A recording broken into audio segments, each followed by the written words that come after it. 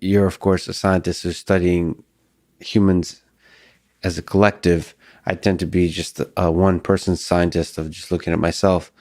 And, I play when these deep thinking, deep work sessions, I'm very cognizant, like in the morning, that there's times when my mind is so like eloquent at being able to jump around from ideas and hold them all together. And I'm almost like I step back from a third person perspective and enjoy that, whatever that mind is doing. I do not waste those moments. And I'm very conscious of this like little creature that woke up, that's only awake for, if we're being honest, maybe a couple hours a day. If early part of the day for you. Early part of the day. Not always. Well, early part of the day for me is a very fluid concept. So you're one of those. Yeah, I'm one. Yeah, you're one of those. Being single, one of the problems, single and no meetings. I don't schedule any meetings. I've been living at like a 28-hour day. So it drifts. So it's all over the place. But after a traditionally defined full night's sleep, whatever the heck that means, I find that like in those moments, there's a clarity of mind that's just, this everything is effortless, and it's the deepest dives intellectually that I make, and I'm cognizant of it, and I try to bring that to the other parts of the day that don't have it, and treasure them even more in those moments, because they only last like 5 or 10 minutes. Because of course, in those moments, you want to do all kinds of stupid stuff that are completely is worthless, like check social media or something like that. But those are the most precious things in intellectual life, is those mental moments of clarity.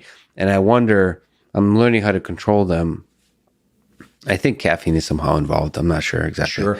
Well, because if you learn how to titrate caffeine, and everyone's slightly different with this, what they need. But if you learn to titrate caffeine with time of day and the kind of work that you're trying to do, you can bring that autonomic arousal state into the close to perfect place. Yeah. And then you can tune it in with, sometimes people want a little bit of background music. Sometimes they want less, these kinds of things. The early part of the day is interesting because the one thing that's not often discussed is the transition out of sleep. So there's a book, I think it's called Winston Churchill's Nap, and it's about naps and the transition between wake and sleep as a valuable period. I've a long time ago, someone who I respect a lot was mentoring me, said, be very careful about bringing in someone else's sensory experience early in the day. So when I wake up, I'm very drowsy. I sleep well, but I don't emerge from that very quickly. I need a lot of caffeine to wake up and whatnot. But there's this concept of getting the download from sleep, which is, in sleep, you were essentially expunging the things that you don't need, the stuff that was meaningless from the previous day. But you were also running variations on these algorithms of whatever it is you're trying to work out in life on short time scales like the previous day and long time scales like your whole life. And those lateral connections in layer 5 of the neocortex are very robustly active and across sensory areas, and you're running an algorithm or a brain. It's a brain state that would be useless in waking. You wouldn't get anything done. You'd be the person talking to yourself in the hallway or something about something that no one else can see. But in those states, you do the theory is that you arrive at certain solutions, and those solutions will reveal themselves in the early part of the day, unless you interfere with them by bringing in social media. Is a good example of you immediately enter somebody else's space-time sensory relationship. Someone is the conductor of your thoughts in that case. And so many people have written about this. What I'm saying isn't entirely new, but allowing the download to occur in the early part of the day and asking the question, am I more in my head or external? Am I in more of an interoceptive or exteroceptive mode?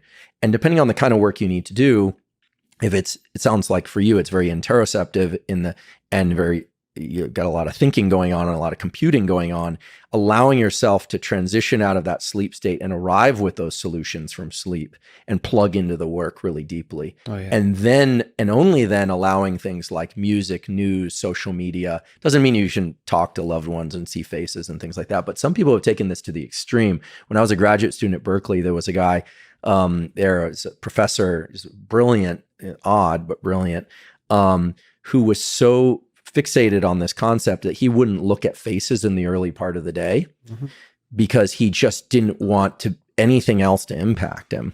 Now, he didn't have the most rounded life, I suppose. But if you're talking about cognitive performance, this could actually be very beneficial.